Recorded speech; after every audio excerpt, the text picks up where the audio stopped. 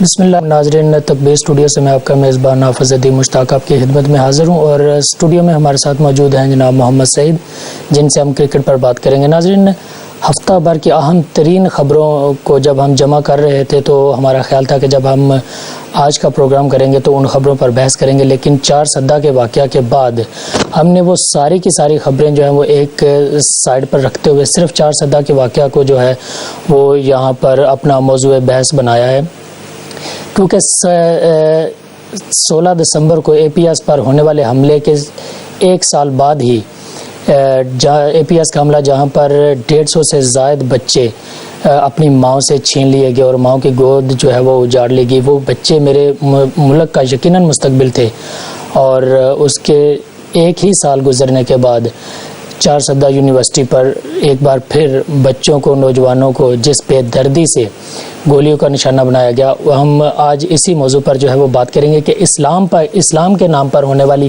یہ دہشت گردی، اسلام میں اس دہشت گردی کی کتنی گنجائش ہے، اور میرا پیارا ملک پاکستان کیا ایک بار پھر دہشت گردوں کے نشانے پر ہے۔ اور اس کے ساتھ ساتھ ہم بات کریں گے یقیناً دنیا کی اس بہادر قوم کی جو ہر روز ایک نئے سانحے کا سامنا کرتی ہے، جو ہر روز ایک نیا صدمہ سہتی ہے، لیکن پھر بھی وہ عزت، ہمت اور جرت کی ایک ایسی زندہ مثال ہے۔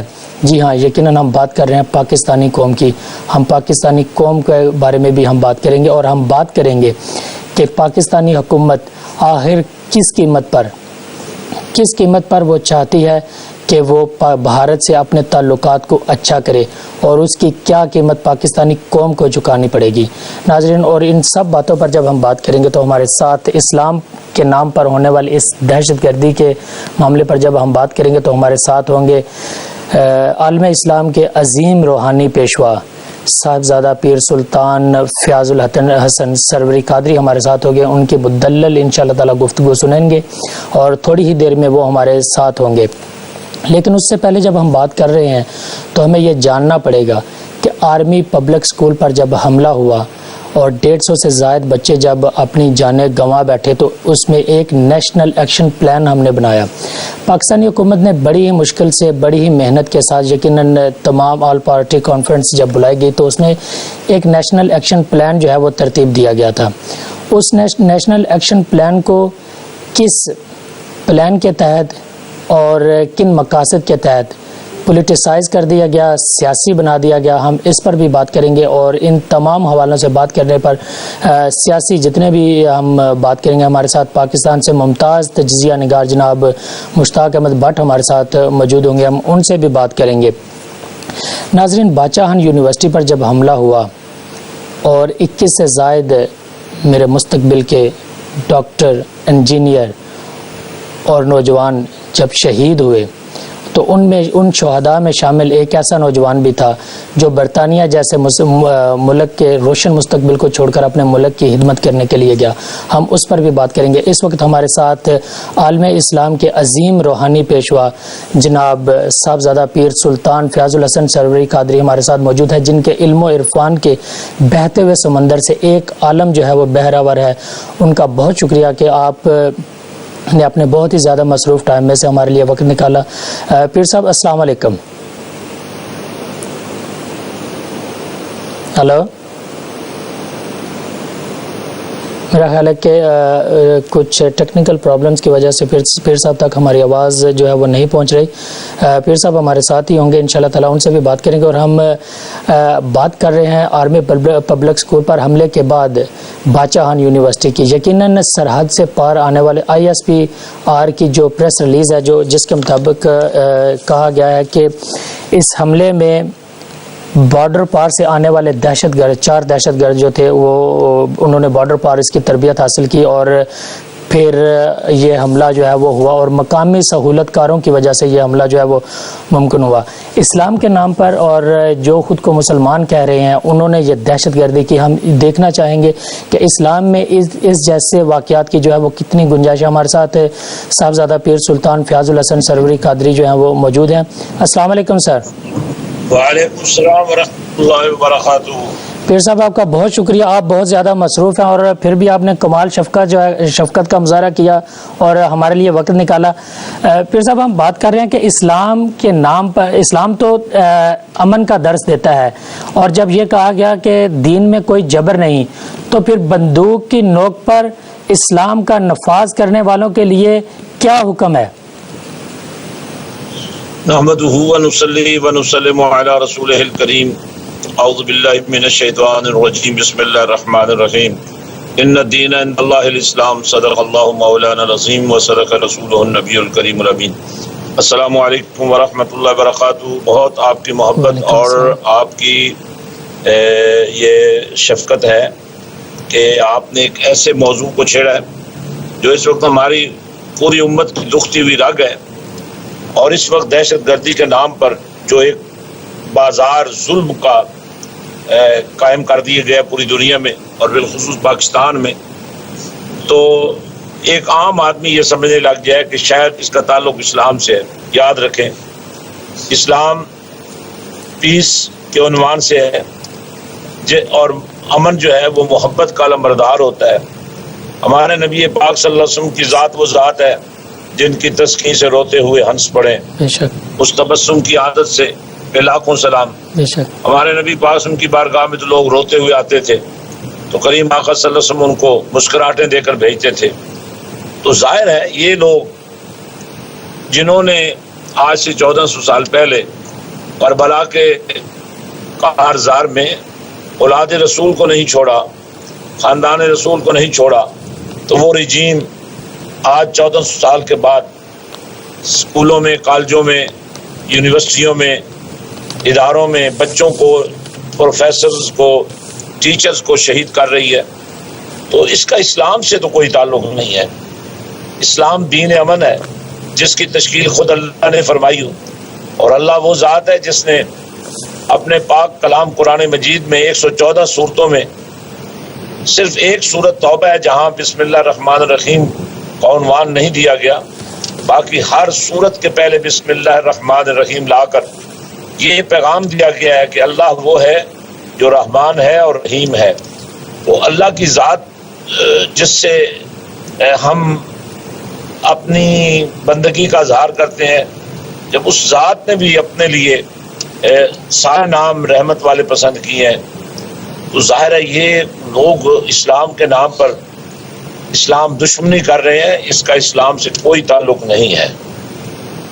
جی بالکل، ان کا اسلام سے کوئی تعلق نہیں ہے، لیکن پہ در پہ جو انہوں نے پاکستان پر حملے کیے اور ایک بڑا نقصان جو انہوں نے آرمی پبلک اسکول میں بچوں پر جو ہے وہ حملہ کر کے پاکستانی قوم کو پہنچایا، یقیناً پاکستانی قوم عزم و ہمت کی ایک زندہ مثال ہے۔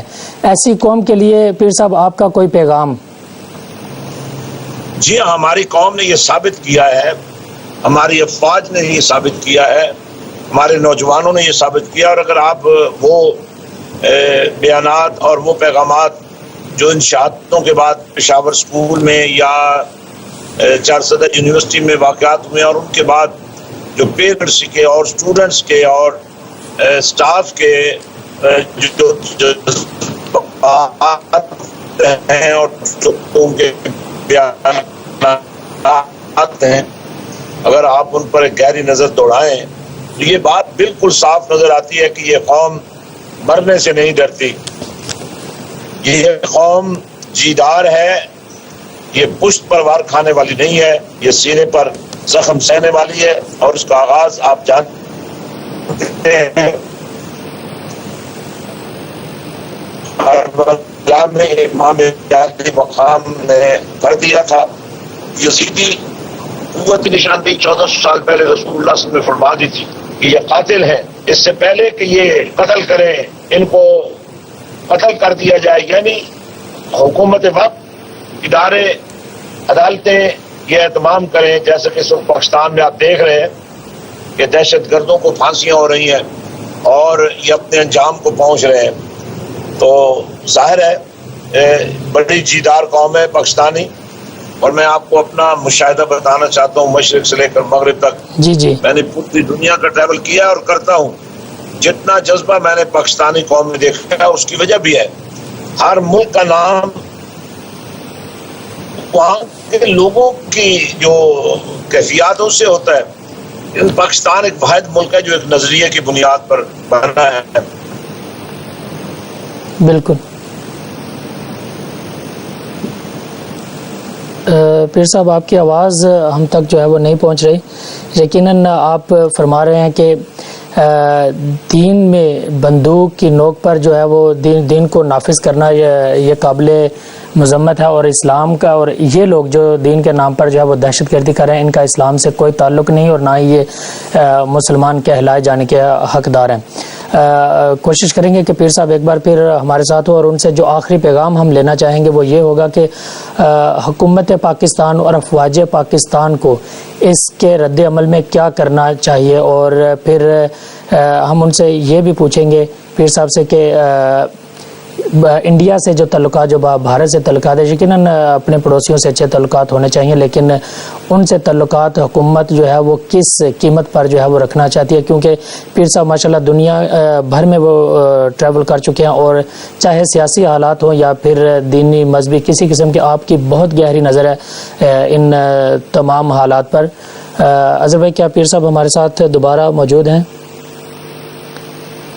پیر صاحب ہمارے ساتھ اس وقت موجود نہیں ہے. یقیناً جب ہم پیر صاحب ہمارے ساتھ دوبارہ موجود ہوں گے تو ہم بات کریں گے یقیناً ان پر. لیکن یہاں پر بہت سارے سوالات اٹھائے گئے. جب باچاہن یونیورسٹی پر حملہ ہوا تو بہت سارے سوالات اٹھائے گئے کہ یہ سیکیورٹی اداروں نے، جو وزارت داخلہ ہے، وفاقی وزارت داخلہ، اس نے یقیناً یہ جو الرٹ جو ہے وہ جاری کیا تھا کہ باچاہن یونیورسٹی سمیت بہت سے تعلیمی اداروں کو جو ہے وہ تھریٹز ہیں.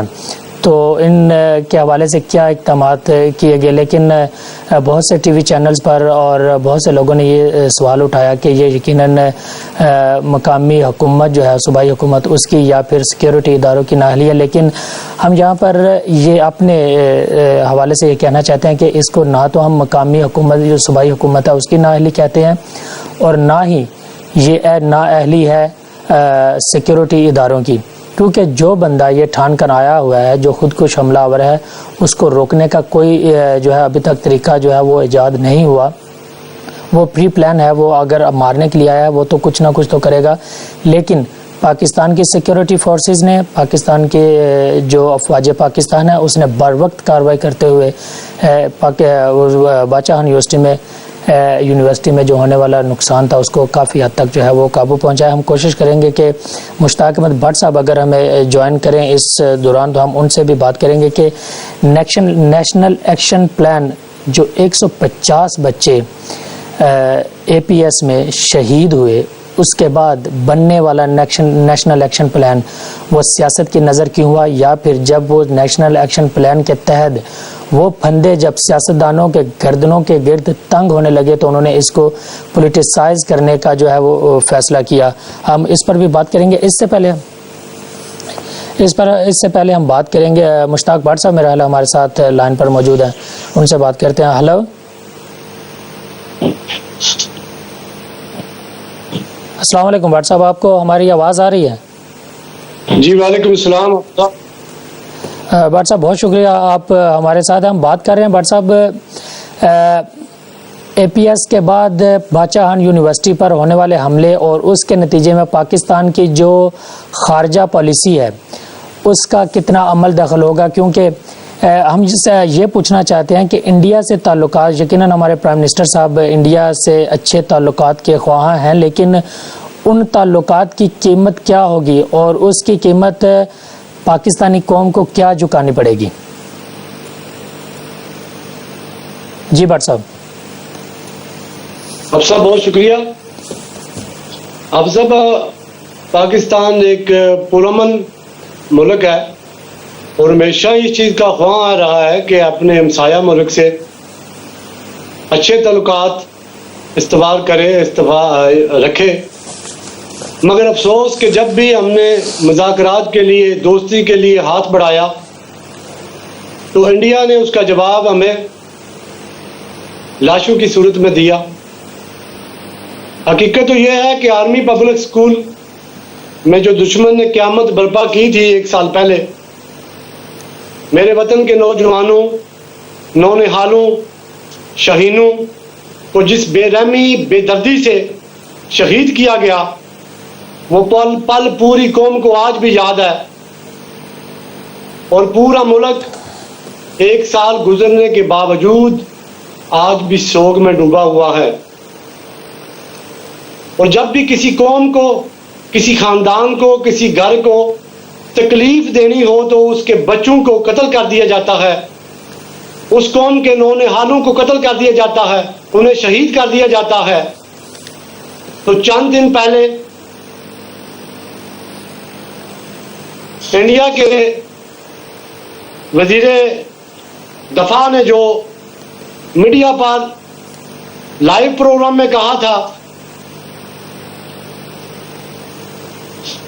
اور پاکستان کو واضح دھمکی دی تھی کہ پٹھان کوٹ حملے سے ہمارا صبر جواب دے گیا ہے، پاکستان نے بمبئی حملوں کے حوالے سے مطلوب افراد کے خلاف کوئی ایکشن نہیں لیا، بھارت اس کا بدلہ لے گا، ضرور لے گا، اور پاکستان کو اس کی قیمت چکانا پڑے گی۔ حافظ صاحب، یہ چند دن پہلے کی بات تھی، اور اس کے بعد پھر کیا ہوا؟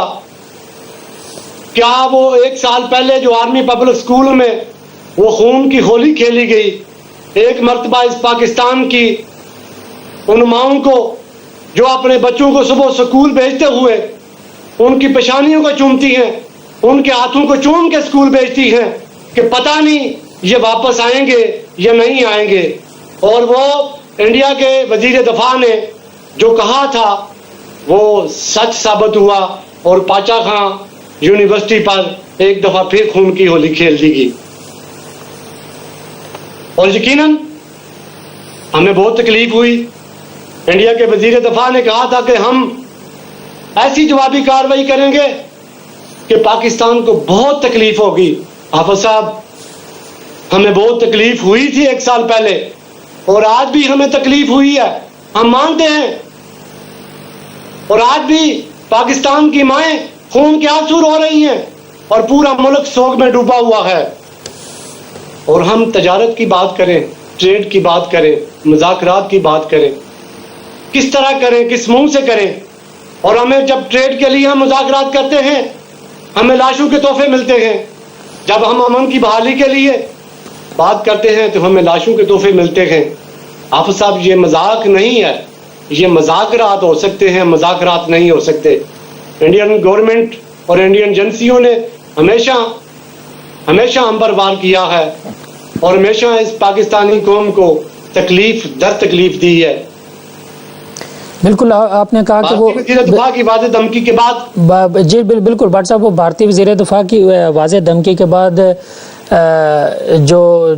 جو بھی کچھ ہوا، ہم صرف بات کرنا چاہتے ہیں کہ اس وقت پاکستان کے جو وزیر اعظم ہے پرائم منسٹر جناب میاں نواز شریف، وہ بھی برطانیہ میں ہی موجود ہیں، اور ہم چاہتے ہیں کہ اگر آپ کوئی پیغام دیں کہ حکومت پاکستان کو اس حملے اور اس حملے کے جو سہولت کار ہیں، چاہے وہ کہاں سے بھی ہیں، چاہے وہ بارڈر کے اس پار ہیں، ان کے لیے حکومت پاکستان کو کیا کرنا چاہیے، کیونکہ پاکستان کے وزیر اعظم بھی اس وقت برطانیہ میں موجود ہیں۔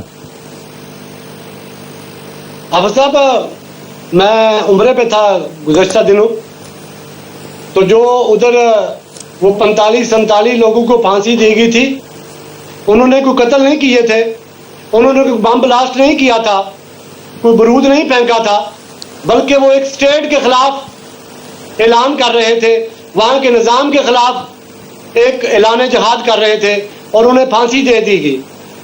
ستم ظرفی یہ ہے کہ ہماری اسٹیٹ 70 سال کے لگ بھگ پہنچ رہی ہے، یہاں کتنے بم بلاسٹ کرنے والوں کو پھانسی دی گئی؟ جواب انتہائی مایوس کن ہوگا کہ ہمیشہ 2-4 قربانیاں کوئی بھی جماعت کی دے کر وہ باقی سارا نظام جو ہے وہ گول کر دیا جاتا ہے۔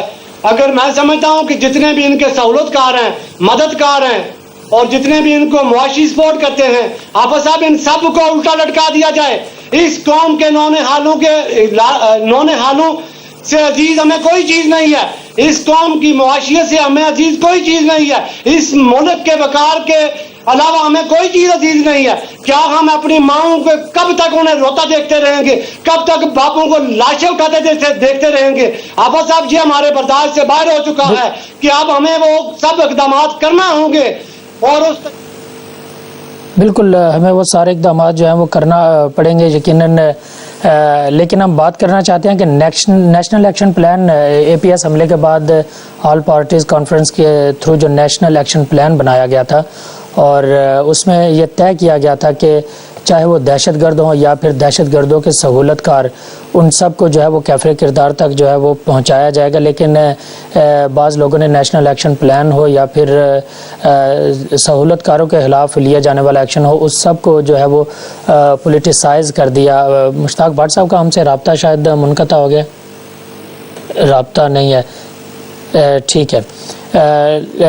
نیشنل ایکشن، لیکن یہاں پر ہم جو قابل ذکر جو بات جہاں پر کرنا چاہتے ہیں کہ 1300 کلومیٹر لمبی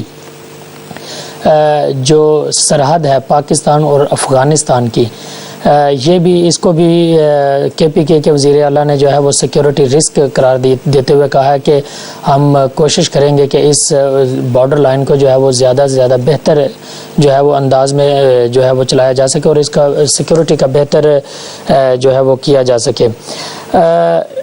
ہم بات کر رہے تھے باچاہن یونیورسٹی میں شہید ہونے والا یقیناً ہر بچہ، ہر نوجوان پاکستان کا مستقبل تھا، لیکن اس مستقبل میں ایک ایسا شخص بھی تھا جو برطانیہ جیسے ملک میں تعلیم حاصل کر کے گیا اور یہاں یقیناً روشن مستقبل اس کا منتظر تھا، لیکن اس نے یہ ساری چکا چوند جو روشنیاں تھیں ان کو چھوڑا اور اپنے ملک کی خدمت کو ترجیح دی. جی ہاں، ڈاکٹر حامد حسین ہم ان کی بات کر رہے ہیں، وہ بھی یقیناً قابل تحسین اور خراج تحسین کے مستحق ہیں کہ جنہوں نے اپنے ملک کو چنا اور اپنے ملک کی خدمت کرنے کے لیے وہ پاکستان گئے اور پھر ملک کی خدمت کرتے ہوئے ہی وہ جامع شہادت جو ہے وہ نوش کر گئے. اور ہر دن ایک نیا صدمہ، ایک نیا سانحہ، ایک نیا دکھ برداشت کرنے والی پاکستانی قوم کو صاحبزادہ پیر سلطان فیاض الحسن سروری قادری صاحب نے جو پیغام دیا کہ یقیناً یہ قوم جو ہے وہ خراج تحسین کی مستحق ہے اور ہر روز نیا صدمہ سہنے کے باوجود یہ قوم جس طرح اس کے عزم، جس طرح اس کے حوصلے، جس طرح اس کا جو ہے وہ جنون قائم ہے، یقیناً اس کو کوئی دشمن جو ہے وہ پامال یا پھر اس کو کوئی کم نہیں کر سکتا. مشتاق بھٹ صاحب ایک بار پھر ہمارے ساتھ لائن پر موجود ہیں. السلام علیکم بھٹ صاحب. جی وعلیکم السلام. آپ صاحب وہ ٹیکنیکل وجوہات کی بنا سے میرا خیال ہے ہماری جو ہے وہ لائن کٹ گئی تھی. بھٹ صاحب ہم بات کر رہے ہیں کہ اے پی ایس حملے کے بعد ایک نیشنل ایکشن پلان بنایا گیا تھا، 20 نکاتی نیشنل ایکشن پلان، لیکن ہم نے دیکھا کہ وقت گزرنے کے ساتھ ساتھ وہ نیشنل ایکشن پلان بھی جو ہے وہ سیاست کی نظر ہو گیا. اور ایک بار پھر جب باچاہن یونیورسٹی پر حملہ ہوا اور ہمارے مستقبل کے انجینئرز، ڈاکٹرز اور میرا روشن مستقبل میرے ملک کا، ان کی جب شہادت ہوئی اور اس کے بعد ایک بار پھر باز گشت سنائی دی کہ آل پارٹیز کانفرنس بلائے جائے اور نیشنل ایکشن پلان کے جو نکات رہتے ہیں ان پر بھی عمل درآمد کروایا جائے. میں پوچھنا یہ چاہتا ہوں کہ یہ نیشنل ایکشن پلان کو پولیٹیسائز کیوں کیا گیا؟ آپ صاحب کے کتنی بدقسمتی ہے کہ کسی ملک میں ایسا کوئی وقوع ہو جائے اور اس کا وزیر اعظم کہیں دوسرے ملک میں ہو تو وہ ود ان آورز اپنے ملک میں پہنچ جاتا ہے. افسوس کی بات ہے کہ اس صوبے میں جہاں یہ واقعہ ہوا ہے، اور یہ پہلا واقعہ نہیں ہوا صاحب 2016 میں، اس سے پہلے جمرود میں واقعہ ہوا ہے، وہاں 15-16 لوگ جو شہید ہوئے ہیں اور اس کے بعد یہ دوسرا واقعہ ہوا ہے.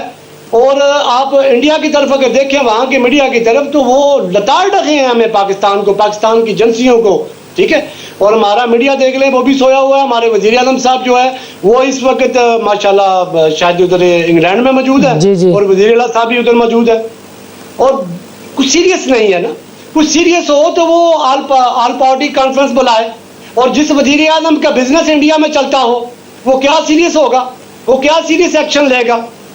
کم از کم پھر وہ آپ گزشتہ پروگرام میں بات کر رہے تھے وہ پاکستان میں انویسٹمنٹ لانے کی، جس وزیر اعظم کا اپنا بزنس جو ہے انڈیا میں چلتا ہے وہ پاکستان کا دفاع کرے گا یا اپنے بزنس کا دفاع کرے گا؟ ان حالات میں جب ہم ہر مرہ مطلب ہفتے اور 2 ہفتے بعد لاشیں اٹھاتے ہیں اور ہمارے وزیر اعظم کا وہاں جناب بزنس چلتا ہے، پوری قوم سیکھ پا ہے اور احتجاج کر رہی ہے، نہ اس ملک میں بجلی ہے، نہ گیس ہے، نہ جناب اس ملک کا جو ہے وہ پی ہے دوسرے ملکوں میں پڑی ہوئی ہیں تجارت کے لیے، وہ کہیں سعودیہ میں چل رہی ہیں، کہیں ادھر چل رہی ہیں، اور پورے قوم جو ہے سوگ میں ڈوبی ہوئی ہے۔ کبھی جمرود کا واقعہ ہو جاتا ہے، کبھی جناب یہ باچا خان یونیورسٹی کا ہو جاتا ہے۔ آفت صاحب ہم کب تک لاشیں اٹھائیں گے؟ کب تک ہم روتے رہیں گے؟ کیا ہمارے مقدر میں رونا ہی پڑا ہوا ہے؟ اور اس ملک کے حکمران جو ہر وقت یاشیوں میں پڑے رہیں گے، کبھی وہ لندن میں یاشیاں کریں گے، کبھی وہ انڈیا میں جا کے یاشیاں کریں گے، کبھی سعودیہ میں جا کے یاشیاں کریں گے۔ آفت صاحب خدا را ان حکمرانوں کو اب سوچنا ہوگا، ورنہ اب یہ قوم اٹھے گی اور اپنے حق کے لیے اٹھے گی اور ان سے یہ اقتدار چھین لے گی، اور ان حکمرانوں کو اب احساس کرنا ہوگا اور اپنے ذاتی کاروباروں سے اس قوم کا، اس ملک کا سوچنا ہوگا، ورنہ یہ دن تو ہم بار بار دیکھ چکے ہیں، بار بار دیکھتے رہیں گے اور کب تک لاشیں اٹھاتے رہیں گے۔ بالکل ایک آخری بات میں آپ سے جو ہے وہ پوچھنا چاہتا ہوں کہ آپ نے کہا کہ یہ قوم یقیناً اٹھے گی اور اپنا حق جو ہے وہ چھین لے گی۔ یہ قوم، پاکستانی قوم جسے پیر سلطان فیاض الحسن صاحب نے دنیا کی بہترین قوم قرار دیتے ہوئے کہا کہ ہر روز نیا صدمہ سہنے کے باوجود اس قوم کی ہمت، عظمت جو ہے وہ پہلے سے بڑھ کر ہوتی ہے، چاہے اے پی ایس حملے کے بعد ان بچوں کے انٹرویوز سنیں یا پھر باچا خان یونیورسٹی پر حملے کے بعد ان بچوں کے انٹرویو سنیں۔ اگر پاکستانی قوم عظمت و ہمت کی ایک زندہ مثال ہے تو اس کے لیے آپ کا پیغام کیا ہے؟ افضل صاحب یہ وہ قوم ہے کہ پوری دنیا میں یہ ایک مثال ہے کہ چونڈا کے بارڈر پر وہ پاکستانی نوجوان ہی تھا جس کی عظمت کو، جس کی جرأت کو میں سلام پیش کرتا ہوں کہ اس نے اپنے سینے کے ساتھ بم باندھ کے اور ٹینکوں کے آگے لیٹ گیا تھا اور وہ جنگ ہم نے جیتی تھی۔ اور الحمدللہ پاکستان کا نوجوان بھی آج بھی ان حالات میں، ان حکمرانوں کے کیے ہوئے حالات میں آج بھی پرعزم ہے اور وہ چاہتا ہے کہ اس ملک کے لیے، اس قوم کے لیے وہ بڑی سے بڑی قربانی دے کے بھی اس ملک کو قائم مدائم رکھنے میں اپنا کردار ادا کر سکے، ان ماؤں کے آنسو کو پوچھنے میں اپنا کردار ادا کر سکے، ان بچیوں کی اور جو بچے ہمارے شہید ہو رہے ہیں ان کو بچانے کے لیے اپنا لہو پیش کرنے کے لیے تیار ہے۔ یہ پاکستانی نوجوان دنیا کا ایک واحد نوجوان ہے جس کے جذبے جوان ہیں، جس کی ہمت اور حوصلے جوان ہیں، یہ ہر بڑی سے بڑی قربانی دینے کے لیے تیار ہے۔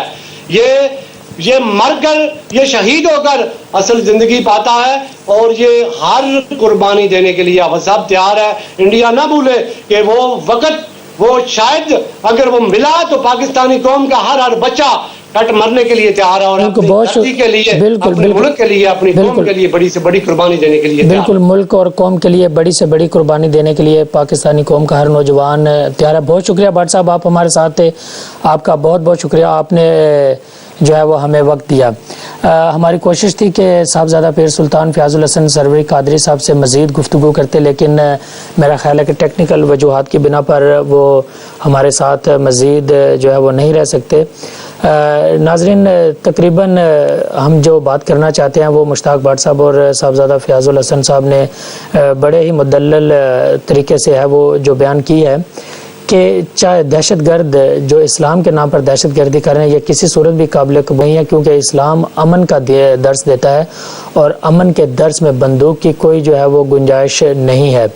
اور پاکستانی قوم جو عظمت و ہمت کی ایک زندہ مثال ہے، اللہ اس قوم کو مزید ہمت اور جرأت دے، اور ہم یقیناً اپنے پڑوسیوں سے اچھے تعلقات کے خواہاں ہیں، جس کے لیے پرائم منسٹر نواز شریف نے جو بھی قدم اٹھایا ہو یقیناً سراہا جا سکتا ہے، لیکن اگر ان اچھے تعلقات کی بنیاد یا پھر ان اچھے تعلقات کی قیمت جو ہے وہ میرے ملک کا بچہ یا پھر وہ میرے ملک کے وہ چھوٹے چھوٹے بچے ان کی قیمت ہے، تو یہ قیمت ہم کسی صورت جھکانے کے جو ہے وہ قابل نہیں ہے۔ ناظرین، پروگرام کے دوسرے حصے میں ہم بات کرنے جائیں گے پاکستان نے T20 سیریز جس بری طریقے سے جو ہے وہ ہارا ہے اور ون ڈے سیریز جو ہے وہ سر پر کھڑی ہے، اور اس حوالے سے پاکستان کی کیا حکمت عملی ہوگی اور پاکستانی ٹیم میں کن چینجز جو ہیں وہ آئیں گے، اور وہ پلیئر جنہیں بڑی ہی محنت مشقت اور کے ساتھ اس ٹیم کا حصہ بنایا گیا اور ان کی کارکردگی اس ٹیم میں اس سیریز میں کیسی رہی، ان ساری باتوں پر ہم جو ہے وہ بات کریں گے۔ اور اس دوران اگر آپ ہمیں لائیو کال کرنا چاہتے ہیں تو اسکرین پر چلنے والے آپ ہمارے نمبر پر لائیو کال بھی کر سکتے ہیں، اور ان ساری باتوں پر بات کرنے کے لیے ہمارے پاس موجود ہیں جناب محمد سعید، کرکٹ ایکسپرٹ ہمارے ساتھ موجود ہیں۔ جی سعید بھائی، T20 سیریز تو ہم بری طرح ہارے، ہم نے پچھلے پروگرام میں جو ہے وہ اس پہ ڈسکس کی تھی کہ آغاز تو اچھا ہے، انجام نہ جانے کیا ہوگا، لیکن پھر وہی ہوا، روایتی طور پہ ہم شروع میں تو بڑے اچھے طریقے سے میدان میں اترے، پہلا T20 ہم نے بڑے دبنگ انداز میں جیتا، اور پھر 2 T20 ہم اتنے ہی برے طریقے سے ہارے، کیا وجوہات تھیں؟ یہ بات وجوہات ساری یہ تھی اس بات میں کہ پہلا T20 ہم جیتے ہیں میرے خیال سے، اس میں شاید ہماری لک تھی وہ اچھی تھی میرے خیال سے، پاکستان ٹیم جیت گئی۔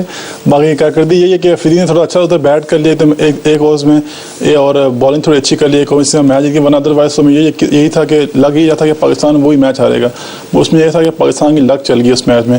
اور باقی اب سیکنڈ میچ نکال لیں، سیکنڈ میچ میں بھی آپ کے سامنے پاکستان ٹیم نے جس طرح bowling batting wise I think Pakistan team okay رہی ہے، کیونکہ بیٹنگ وائز اس لیے پاکستان ٹیم اوکے رہی ہے سیکنڈ میچ میں کہ وہ مطلب جو انہوں نے زیادہ یہ انہوں نے مین کیا ہے کہ نیوزی لینڈ ہے ان کو انہوں نے اپنے ہوم کا بہت فائدہ اٹھایا ہے، ہوم سیریز کا انہوں نے وکٹس بنائی ہیں، انہوں نے زیادہ تر بنائی ہیں سلو وکٹس فار بیٹنگ، کیونکہ انہیں پتا تھا کہ پاکستان کی ٹیم کی اسٹرینتھ ہے وہ فاسٹ بالنگ ہے، تو اس میں تو ان لوگوں نے کیا کیا، انہوں نے سلو وکٹ بنا دی، آتا کہ عامری بالنگ ہوم گراؤنڈ کا سارے ایڈوانٹیج لیتے ہیں کہ وکٹس جو ہیں وہ اپنے بالرز کے حساب سے جو ہے وہ بنائے وہی میں کہہ رہا ہوں کہ اگر کسی کے پاس اٹیک فاسٹ اٹیک ہے تو وہ فاسٹ وکٹس تیار کرنے کی کوشش کرتا ہے، کسی کے پاس اگر اچھے اسپنرز ہیں تو وہ اچھے اسپنر جو ہیں وہ اچھے اسپنرز کی وجہ سے وہ سلو وکٹیں بناتے ہیں جہاں پہ بال جو ہے وہ زیادہ ٹرن لے، لیکن پاکستانی پلیئرز نیوزی لینڈ کی کنڈیشنز کی وجہ سے ہارے، یا پھر وہ وکٹس سلو تھی، بالر اتنی اچھی جو ہے وہ بالنگ اپنی پروگریس نہیں دے سکے، ہم نے دیکھا کہ اچھی خاصی مار پڑی ہے پاکستانی بالر۔ اب دیکھیں پاکستان کی جو مین بالنگ ہے، نیوزی لینڈ کی آپ بالنگ کو دیکھیں گے تو زیادہ وہ میڈیم پیسر ہیں سارے، مطلب کوئی زیادہ بہت کوئی بالر نہیں ہے۔ پاکستان کی اسٹرینتھ کیا سارے کوئی بالر ہیں، وہاں پہ آتے ہیں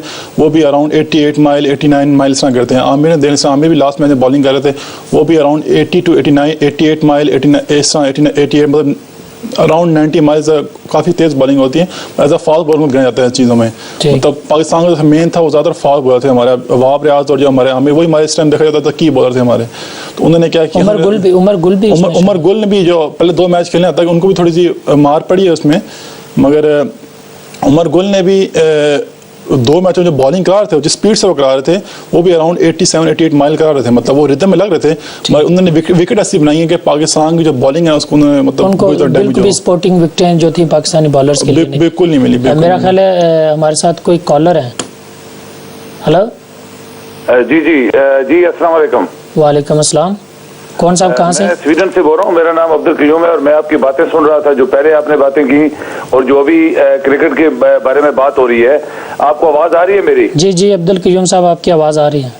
ہاں، تو بات یہ ہے کہ آپ دیکھیں 20 کروڑ لوگوں میں اگر کوئی قوم وہی 40 بندوں کو سر پہ اٹھا کے اور کندھوں پہ بٹھا کے رات دن ان کی تعریفیں کر کے اور پاکستان کا پیسہ دے کے اور اس میں سے 0 رزلٹ نکلتا ہے، تو ہم کیا پاکستانی قوم کیا کوئی مردہ قوم ہے کہ ہم انہی لوگوں کو سوار کر کے رات دن وہ لوگ جنہوں نے شرابیں پی، ملک کا نام بدنام کیا، وہاں کیا کیا پھر انہی کو کرکٹ کے اندر ڈال کے اور اپنا منہ کالا کروا رہے ہیں؟ یہ کہ پاکستانی کیسی قوم ہے جس کا آپ ابھی تعریفیں کر رہے تھے؟ دیکھیں ہمارے بچے سارے بچے ہیں، میں آپ کی دو لائنیں بات کروں گا، جو بچے ہمارے شہید ہوئے حسن عدال میں یا پشاور میں، یا جو بچے ادھر صدر میں ہمارے جو لوگ شہید ہوئے، تو آپ 1000 بچے جو ہمارے تھر میں شہید ہوئے، جن کو روٹی نہیں ملی، جن کو پانی نہیں ملا، جن کو میڈیسنز نہیں ملی، جن کو بسترے نہیں ملے، کیا وہ انسان نہیں تھے؟ آپ بڑے لوگوں کی تو بات کر رہے ہیں، وہ تو بڑے لوگ تھے بھائی، ہم بات فوج کی نہیں کرتے، بڑے لوگوں کے بڑے بچے بڑے کالجوں میں پڑھتے ہیں، تو جو غریب جن کو پانی بھی نہیں ملا، جو مر گئے، وہ کوڑے کرکٹ کی طرح آپ نے دفنا دیے، تو یہ کیسی قوم ہے جس کی آپ تعریفیں کر رہے ہیں؟ پاکستان بہت بڑی قوم ہے، پاکستانی قوم میں کیا کیا کچھ ہمیں نہیں کھلایا گیا وہاں پہ، کھلانے کا مطلب میں کھلا نہیں کرنا چاہتا ہوں، آپ کو خود ہی پتا، آپ صحافی ہیں، بالکل قوم کو کیا کیا کھلایا گیا۔ بہت شکریہ عبدالقیوم بھائی، بالکل آپ نے جن جذبات کا اظہار کیا، بالکل آپ ٹھیک کہا آپ نے کہ اگر اے پی ایس میں شہید ہونے والے بچے یا پھر باچاہن یونیورسٹی میں شہید ہونے والے بچے وہ بھی اپنی جگہ جو ہے وہ ٹھیک ہے، جو ہے وہ قابل عزت قابل احترام ہے، لیکن جو بچے تھر میں بھوک کی وجہ سے جو ہے وہ مرے ہیں یقیناً وہ بھی قابل احترام ہے، اور وہاں کی جو حکومت ہے وہ اس کی ذمہ دار ہے. بالکل آپ نے ٹھیک کہا. ہم اس پر بھی یقیناً ہم اس پر ایک پروگرام کریں گے اور ہم چاہیں گے کہ آپ اس پروگرام میں ضرور شرکت کریں. ایک اور کالر ہے ہمارے ساتھ، دیکھتے ہیں کون صاحب کہاں سے. ہلو السلام علیکم. وعلیکم السلام جی، کون صاحب کہاں سے؟ میں ڈاکٹر اجاز بول رہا ہوں. یہ ذرا کرکٹ کے حوالے سے میں ذرا اپنے کمنٹس دینا چاہتا ہوں. جی اجاز صاحب. T20 تو ہار گئے ہیں، کافی بری طرح سے ہارے ہیں. لیٹس ہوپ کہ یہ do better performance in one day cricket, جو اب 50 اوورز میچ ہوگا. تو اس سلسلے میں یہ ہے کہ پاکستان کا ہمیشہ پیس اٹیک جو ہے نا بڑا اسٹرانگ رہا ہے. ان کو جو یہ نئے کھلاڑیوں کو لا رہے ہیں اس کی بجائے یہ جنید خان یا عمر گل اور یہ محمد عرفان کو ٹیم میں شامل کریں. آج میں نے سنا ہے شعیب ملک بھی انفٹ ہو گیا ہے، تو یہ جو محمد عامر آیا ہے اور یہ وہاب ریاض یہ بھی نہیں چلے. تو پاکستان کا ہمیشہ پیس اٹیک جو ہے بڑا بہت ہمیشہ اٹیک اسٹرانگ رہا ہے. تو ان کو پیسرز جو فاسٹ بالر ہے نا ان کو ٹیم میں شامل کرنا چاہیے تاکہ. ٹھیک ہے ڈاکٹر صاحب، بالکل وہ فاسٹ اٹیک ہی تھا جس کو دوسرے T20 اور تیسرے T20 میں جو ہے وہ بری طرح جس کو مار پڑی ہے. ایک اور کالر ہے ہمارے ساتھ. ہلو السلام علیکم. وعلیکم السلام جی. جو 4 کا واقعہ ہوا ہے اسی حوالے سے میں بات کرنا چاہتی ہوں کہ اس کے بعد جو ہے وہ ان سیاستدانوں کا رسپانس کیا تھا کہ دوسرے دن PIA کی جو نجکاری تھی اس کے بارے میں بل پاس کیا گیا. جس طرح انہوں نے اسٹیل مل کو تباہ کیا، جس طرح PIA کو تباہ کیا، جس طرح ادارے یہ بیچ رہے ہیں، جس طرح ملک کی معیشت انہوں نے تباہ کی، ملک کا پیسہ لوٹ کے دوسروں جا رہے ہیں. تو آپ میڈیا جو ہے وہ اتنا بڑا پروپیگنڈا کر رہے ہیں، تو کیا ہماری ذمہ داری نہیں ہے کہ؟ جی بالکل، آپ نے بہت شکریہ. آپ نے یقیناً جو پاکستان کے سلگتے ہوئے مسائل ہیں ان کی نشاندہی کی، چاہے اسٹیل مل ہو، PIA ہو، یا پھر اس طرح جتنے بھی پاکستان کے جو بڑے ادارے ہیں جن کو ایک ناقص حکمت عملی کے تحت چلایا جا رہا ہے اور وہ ڈے بائی ڈے جو ہے وہ فیلئر اور کی طرف اپنی جا رہے ہیں. یقیناً یہ ایک قابل فکر چیز ہے اور اس پر ہم ضرور بات کریں گے. ابھی ہم بات کریں کرکٹ کے حوالے سے. ڈاکٹر اجاز صاحب نے کہا کہ فاسٹ اٹیک کو جو ہے وہ سامنے لے کر آنا چاہیے، لیکن میں یہ سمجھتا ہوں کہ وہاب ریاض ہوں، محمد عامر ہوں، عمر گل ہو، یہ بہترین فاسٹ اٹیک تھا. جی مار تو بڑی پڑی. جی وہی میں یہی کہہ رہا تھا کہ انہوں نے عامر بھی میں نے میچ دیکھا بھی اسپیشل لائیو. تو مطلب عامر جب وہ بال کر رہے تھے ان کے اراؤنڈ سپیڈ 88 مائل تھی جو پراپر فاسٹ بالر کی ہوتی ہے. وہ میں بتا رہا ہوں کہ انہوں نے وکٹیں ایسی بنائی تھیں سلوپ نہیں وکٹیں کہ جس کی وجہ سے ان کی بالنگ بالکل اثر انداز نہیں ہو سکی اس پہ. مجھے امید ہے کہ جو ون ڈے گیم ہے اس میں ان کا مطلب ایک اچھا پرفارم کریں گے. پھر لانگ اوور بھی ہوں گے، ٹائم زیادہ ہوتا ہے بالر کے پاس، 10 اوور ہوتے ہیں تو وہ زیادہ آؤٹ بھی کر سکتا ہے. تو انشاءاللہ آئی ہوپ کہ ون ڈے میں بیٹر ہی پرفارم کریں گے. اور تیسرا T20 تھا ہمارا ماشاءاللہ، اس میں نیوزی لینڈ نے 196 بنایا تھا، اس کے جواب میں پاکستان کی ٹیم 101 رن خالی بنا سکی. یہ شاہد افریدی نے کہا تھا کہ وہ چاہتے ہیں کہ یہ میچ جو ہے وہ یادگار بنانے کی انہوں نے کوشش کی. وہ یادگار بنا. میرا خیال ہے کہ یہ T20 کی ہسٹری میں پاکستان نے پہلی بار اتنے بڑے مارجن سے میچ ہارا ہے. میرے خیال اس کے بارے میں تو شور نہیں ہے، وہی یادگار بن گیا شاید کہ بہت بری طرح میچز ہارے ہیں. سیکنڈ آپ نکالیں میچ وہی بہت بری طرح ہارے ہیں، وہ سیکنڈ T20 اور تھرڈ T20 اور وہی بہت بری طرح ہارے ہیں. اب اس میں یہ ہوتا ہے نا کہ دیکھیں آپ جو اب جب ہماری ساری ٹیم کھیلی ہے پاکستان کی، اب اس میں ڈپینڈ ہے جو آپ کے سینئر پلیئر ہیں انہوں نے کیسا پرفارم کیا ہے. اب اس میں دیکھنا محمد حفیظ ہیں جنہوں نے مطلب 3 میچ کھیلے ہیں، اس میں انہوں نے آل ٹوگیدر 3 T20 ہوئے ہیں، اس میں انہوں نے 82 رنز بنائے ہیں. جو میرے سب سے بیسٹ جو رہے ہیں پاکستان کے بیٹنگ کے حوالے سے محمد حفیظ رہے جی، جن کی ایوریج اراؤنڈ 27 کی تھی مطلب اس میں دیکھا جائے. اور احمد شہزاد ہیں، اور احمد شہزاد کی ماشاء اللہ سمجھ نہیں آ رہی ان کی کہ مطلب ٹیم میں کس طرح کھیل رہے ہیں. انہوں نے جو لاسٹ انہوں نے 8 کھیلے ہیں T20 ان میں انہوں نے آل ٹوگیدر 96 رن بنائے ہیں. 8 T20 में जस्ट 96 रन बनाए हैं और उनकी एवरेज खाली 12 की एवरेज है। अगर टेल एंडर होगा शायद उसकी में से एवरेज शायद इससे ज़्यादा बेटर होगी इस पे अहमद शहजाद के, मगर फिर भी वो खेल रहे हैं और समझ नहीं आया शायद, या तो पहले भी हमने इस बारे में बात की हैं शायद अफरीदी के बहुत करीब है, बहुत करीब है शायद, वरना और तो कोई रीज़न नज़र नहीं आता ना कि देख लें आप कि 8 मैचेस भी इकट्ठे खाने जाते हैं बेशक पैसे हो या ना हो। हाँ वो भी सुनने में एक रिपोर्ट आई थी, बर्गर खाने गए तो पैसे भी उनके पास नहीं थे शायद। तो मतलब ये बता रहा हूँ कि मैं 12 की एवरेज है एक ओपनर पाकिस्तान में, मतलब ये नहीं कि अब वो अब ये कहेंगे जंग है काफ़ी अर्से से पाकिस्तान की टीम में खेल 4-5 साल हो गए उन्हें अराउंड, तो अब वो इतने यंग भी नहीं रहे हैं, तो एक सीनियर प्लेयर बन चुके हैं, तो मतलब उनकी एवरेज खाली 12 की है, तो स्टिल भी वो टीम में खेल रहे हैं। मतलब उनकी जगह आप देख लें और प्लेयर्स जो हैं उनको निकाल देते हैं फ़ौरन, तो T20 में स्पेशली, और अहमद शहजाद हमेशा खेले T20 में, शायद वही है कि बात की अफरीदी साहब के साथ ज़्यादा क्लोज हैं वो। और बाकी जो हम T20 सीरीज़ के बारे में बात करेंगे वही प्लेयर्स के बारे में बात करते हैं कि मुतफीज़ हैं उनकी साइज़ क्या भी रही है, और बाकी अहमद शहजाद जो है माशाल्लाह उन्होंने 3 T20 में उन्होंने भी खाली 26 रन बनाए हैं और उनकी अराउंड 8.5 की एवरेज रही है। मतलब ये हमारी बैटिंग लाइन उनके बारे में बात करें, शेर मकसूद हैं वो 2 मैच खेले उन्होंने, पहले T20 खेले उन्होंने भी 2 ओवर में खाली 18 स्कोर बनाए हैं, उनकी भी एवरेज अराउंड आप देखा तो 9 की बनती है। उमर अकबल हैं उन्होंने 3 T20 खेले उन्होंने 85 रन बनाए हैं, तो उनकी एवरेज अराउंड बनती है 28। और शाहिद अफरीदी हैं हमारे माशाल्लाह उन्होंने को इतना खास परफॉर्म नहीं, बस एक ही मैच है माशाल्लाह उन्होंने थोड़ा स्कोर बना दिया था, वो एक ओवर जिसमें वो जिसको टर्निंग पॉइंट मैच का, हाँ जी बस उसमें। उसके अलावा उन्होंने देखें तो आप उसमें खाली 38 रन बनाए उन्होंने T20 में, और उनकी भी आप एवरेज निकालें तो वो अराउंड 12 से ऊपर है या 13 के अंडर इतनी बनती है। और सरफराज अहमद है हमारे, इन्होंने उनको चांस नहीं दिया, पहला मैच वो खेले थी वो उसमें गए हुए अराउंड 7वें-8वें नंबर पे, सेकंड भी खेले उन्होंने उसमें उनको भेजा, अब जो लास्ट खेले T20 उन्होंने उसमें उनको भेजा नंबर 5 पे, तो उन्होंने बनाए 41 रन बनाए हैं। मतलब सरफराज अहमद ऐसे प्लेयर हैं कि आप मतलब उन्हें ऊपर भेजें शायद वो परफॉर्म कर देंगे।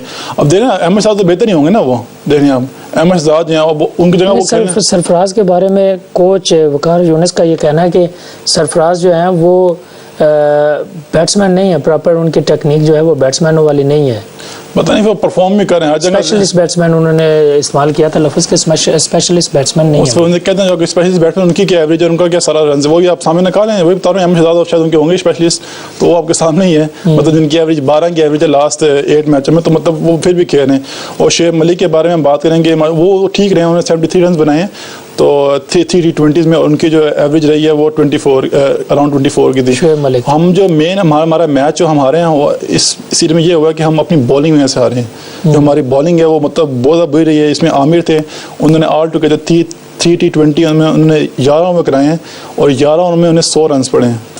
अच्छा, मतलब सेंचुरी उन्होंने कर दी है मतलब 11 रन देने में, तो उनकी मतलब उनको अराउंड मोर देन 9 की एवरेज पर ओवर उनको स्कोर पड़ा इतना मतलब ज़्यादा। तो एक अच्छा बॉलर जो है वो अराउंड 6 या 7 की एवरेज से ज़्यादा T20 में आता है, वो भी बहुत होता है। मतलब T20 जो है उसमें अराउंड 6-7 की जो अच्छे होते हैं, उन्होंने 9 की एवरेज से स्कोर दिया प्लस 9 की एवरेज से। अमाद वसीम आप देख लें उन्होंने 12 ओवर कराए इस T20 में, उन्होंने भी 12 ओवर में 92 रन दिए हैं, उनकी भी अराउंड 7.5 मोर देन 7.5 उनकी एवरेज से उनको स्कोर पड़ा है पर ओवर। और उमर गुल हैं वो 2 मैच ही खेले हैं, उन्होंने 2 मैचों में खाली 6 ओवर कराए हैं, तो उनको 56 रन पड़ा है, उनको भी अराउंड 9.5 मोर देन 9.5 की एवरेज से स्कोर पड़ा है। और उसके अलावा आप निकालें शाहिद अफरीदी, उन्होंने एक पहले मैच में अच्छी बॉलिंग करी थी मैच से, उसके बाद तो उन्होंने भी इतना खास कारनामा नहीं किया बॉलिंग में, उन्हें भी कोई काफ़ी रन पड़ गए। मतलब उन्होंने भी 12 ओवर कराए हैं जिनमें उन्होंने भी 91 रन पड़े उन्हें शाहिद अफरीदी। मतलब हमारे सीनियर बॉलर भी हैं और हमारे मेन उनको भी 7.5 की औसत से ज़्यादा स्कोर पड़े इकोनॉमी के लास्ट। ठीक है, एक कॉलर है हमारे साथ, देखते हैं कि कौन कहाँ से। हेलो वालेकुम जी। वालेकुम अस्सलाम, अजहर भाई। हाँ जी, अजहर खान मैं बोल रहा हूँ। जी। बात ये है कि ये पहली मैच में हमको इतनी खुशी दे देते हैं कि हम इतने खुश हो जाते हैं, क्या करें। फिर दूसरी मैच में ये उसके बाद फिर बिल्कुल नाकाम होते हैं हर मैच में, ऐसे ही कर रहे हैं ये 10 साल से। मेहरबानी खुदा। ठीक है अजहर भाई, बहुत शुक्रिया। अजहर भाई की बात वैसे ठीक है कि पहला मैच इन्होंने खेल के हमें बहुत खुश किया, पूरी कौम का जो है वो टेम्पो चेंज हो गया, बस ये जा रहे हैं वो आ रहे हैं, वर्ल्ड कप में बड़ी अच्छी कारकर्दगी होगी। और उसके बाद 2 मैचों में वही है बात ये कि हमारा जो है ना हम स्टार्ट अच्छा करते हैं, हमारी प्रॉब्लम है कि फिनिश अच्छा नहीं कर रहे हैं। हमारी अभी से प्रॉब्लम नहीं, पाकिस्तान हमारे पिछले रिकॉर्ड में निकालें पाकिस्तान की टीम में हमेशा हम लोग स्टार्ट अच्छा करते हैं, मगर जो हमारा एंड है وہ ہمیشہ برا ہوتا ہے شاید. آئی ڈونٹ نو اس میں کیا ریزن ہے اس کے لیے, شاید انہیں اور ٹریننگ کرنی پڑی, کیا کرنی پڑے گی. لاسٹ 3 منٹ ہے ہمارے پاس.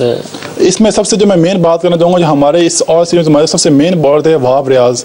مطلب یہی میں کہا تھا کہ انہوں نے اس چیز کا 20 اٹھایا, مطلب کہ ہمارے وہاب ریاض دیکھ رہے ہیں, سب بندے ان کو جانتے ہیں, مطلب ایز اے پلیئرز ہیں, بڑا اچھا پرفارم کریں پاکستان کے لیے. اور سب سے ایکسپینسو جو اس باری پڑھے ہمیں T20 سیریز میں وہ وہاب ریاض پڑھے ہیں ہمیں, جنہوں نے 3 T20s میں 11 اوور کرائے ہیں اور انہیں 107 رن پڑے, 107 اسکور پڑے انہیں 11 اووروں میں. اور سب سے ایکسپینسو جو ہیں ہمارے یہ بالر پڑے ہیں ہمارے جو ہیں وہاب ریاض. نیرلی انہوں نے ایک اوور میں 10 رن کی ایوریج انہوں نے اسکور دی ہے. مطلب سب سے ہمارے مین بالر تھے. یہ بتا رہا ہوں کہ میں یہ انہوں نے ایڈوانٹیج ہے ہوم سیریز کا کہ انہوں نے وکٹ سلو نہیں ہے, جس میں سے ہمارے جو مین وہاب ریاض, اب یہ نہیں کہتے ہیں کہ یہ وہاب اچھے بالر نہیں ہیں. اب ان کا ریکارڈ آپ کے سامنے, اب آسٹریلیا میں انہوں نے بالنگ کرائی تو آپ کے سامنے تھی, مطلب وہی سیم سپیڈ تھی, ابھی بھی وہ مطلب 144 143 145 کرا رہے تھے. فرق کیا تھا خالی وکٹس کا, کہ سلو وکٹ تھی وہ فاسٹ وکٹ تھی. اور باقی یہی کہ انشاءاللہ ون ڈے بھی سیریز ہو رہی ہے, تو کوشش یہی ہے کہ سب دعا کریں انشاءاللہ. یعنی کہ ایک بار پھر ہمیں امید کے ساتھ جو ہے وہ جینا پڑے گا کہ انشاءاللہ تعالی ون ڈے سیریز میں جو ہے وہ کارکردگی بہتر ہوگی انشاءاللہ. ہماری ٹیم میں ہماری عوام بھی ایسی ہے کہ انہیں ہمیشہ امید پہ ہی وہ لوگ رہتے ہیں زیادہ تر. باقی ہماری شاید قسمت تھوڑی سی خراب ہے کہ ہمیشہ ہم لوگ قسمت اللہ کرے کہ ہماری قسمت اچھی اور آنے والے جو دن ہیں وہ اچھے ثابت ہوں. بہت شکریہ سید بھائی, آپ ہمارے ساتھ تھے. پاکستان سے ہمیں جوائن کیا تھا مشتاق احمد بٹ صاحب نے. مشتاق بٹ صاحب آپ کا بہت شکریہ, اور ہمارے ساتھ کمال شفقت کا مظاہرہ کرتے ہوئے عالم اسلام کے عظیم روحانی پیشوا جناب صاحبزادہ پیر سلطان فیاض الحسن سروری قادری, آپ کا جو ہے وہ شفقت برا ساتھ ہمارے ساتھ رہا. ہم صرف یہ بات کہنا چاہتے ہیں کہ پیر سلطان فیاض الحسن سروری قادری صاحب پاکستان نہیں بلکہ دنیا بھر میں ان افراد میں شمار کیے جاتے ہیں جن کا دہشت گردی کے خلاف بہت ہی کلیئر سٹینڈ ہے, اور آپ نے دہشت گردوں کے خلاف بڑا ہی کلیئر جو ہے وہ موقف اپنایا ہوا ہے. اللہ آپ کو اپنے حفظ و امان میں رکھے اور آپ کو اچھی صحت کے ساتھ لمبی زندگی عطا فرمائے. آپ کا بہت شکریہ, آپ ہمارے ساتھ تھے. اور صرف آخری بات کہہ کر پروگرام کو ختم کرنا چاہیں گے کہ خدا کرے کہ میری عرض پاک پر اترے وہ فصل گل جسے اندیشہ زوال نہ ہو. یہاں جو پھول کھلے کھلا رہے برسوں, یہاں سے خزاں کو گزرنے کی بھی مجال نہ ہو. اپنے میزبان نافذ ادیب مشتاق کو تکبیر اسٹوڈیو سے اجازت دیجیے. اپنا بہت خیال رکھیے. اللہ حافظ.